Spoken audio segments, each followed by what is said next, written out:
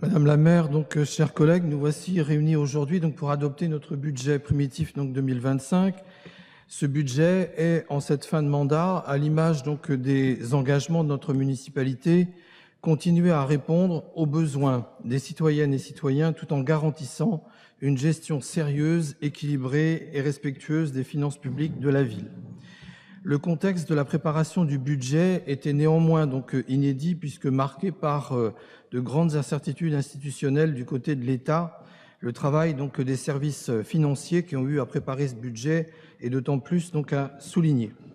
Ce budget est une somme d'écueils évités de la part des groupes de la majorité municipale, alors que certaines collectivités, je pense par exemple à la région des Pays de la Loire, ont fait le choix, je dis bien le choix, de sacrifier la culture et le sport. Nous faisons le choix inverse et surtout nous faisons le choix d'autres économies qui ont été évoquées il y a quelques minutes par notre collègue en charge des finances.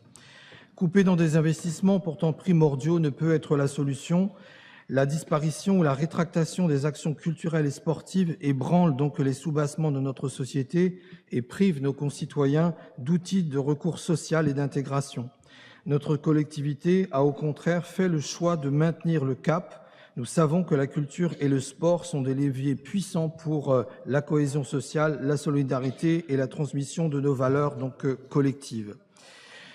Nous maintenons nos subventions aux associations ou structures dans le domaine du sport. Autre secteur facilement exposé aux restrictions budgétaires, 16,3 millions sont alloués pour des projets structurants.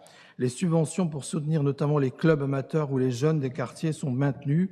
Aucune collectivité ne devrait céder à la trumpisation des esprits en s'attaquant à la culture et au sport de façon aussi frontale et volontaire.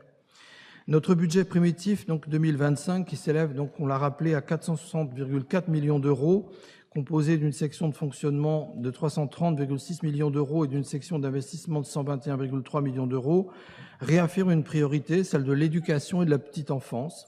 La collectivité consacre 19,3 millions d'euros pour la rénovation et la construction de crèches et d'écoles, ce qui va dans la bonne direction. 6,6 millions iront aux cantines scolaires pour des repas de qualité et l'objectif zéro plastique. Nous renforçons aussi les cités éducatives pour soutenir les élèves des quartiers prioritaires. Bref, avec un budget global de plus de 110 millions d'euros, l'école et la jeunesse sont une priorité de ce budget. Un regret éternel néanmoins, l'obligation qui nous est faite par la loi de verser 3,8 millions d'euros chaque année aux établissements privés sous contrat. Nous l'appliquons, mais nous la contestons. Nous la contestons d'autant plus que les obligations faites aux uns et aux autres ne sont pas les mêmes. Néanmoins, certaines dépenses facultatives vers l'enseignement privé, dans un contexte budgétaire contraint, auraient mérité dès à présent une révision. Ce budget est aussi l'occasion d'exprimer notre soutien aux acteurs locaux de la vie associative et de la citoyenneté, ou encore de la solidarité et de l'inclusion sociale.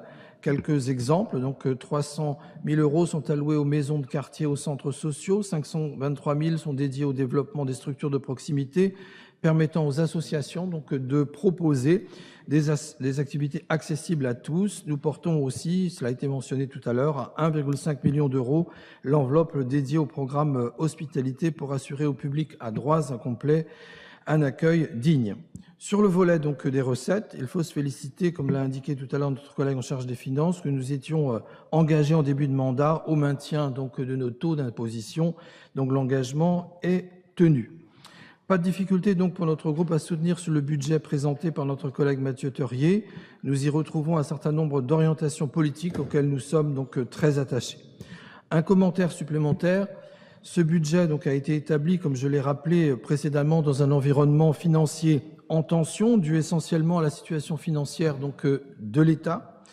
Malheureusement, les remodelages successifs, puisqu'il n'est véritablement pas possible de parler de réforme de la fiscalité générale et de la fiscalité locale en particulier, ont diminué au fil du temps l'autonomie financière des collectivités. Je dirais même, contexte international faisant, que l'État risque bien de vouloir centraliser encore davantage. Toutes les périodes de crise sont propices à cela. Les recommandations de la Cour des comptes de janvier 2023, appelant à réinventer la relation entre l'État et les territoires, ne sont clairement pas, hélas, à l'ordre du jour. Ceci dit, nous ne devons cependant pas désespérer.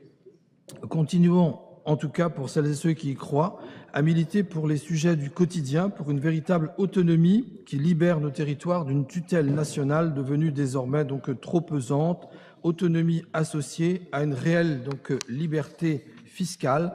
Voilà un chemin qui ouvrirait la voie à une véritable réforme institutionnelle et organisationnelle de notre République et nous exposerait moins aux affres de la vie politique nationale et aux impérities de l'État central. Je vous remercie. Merci, Monsieur Nat.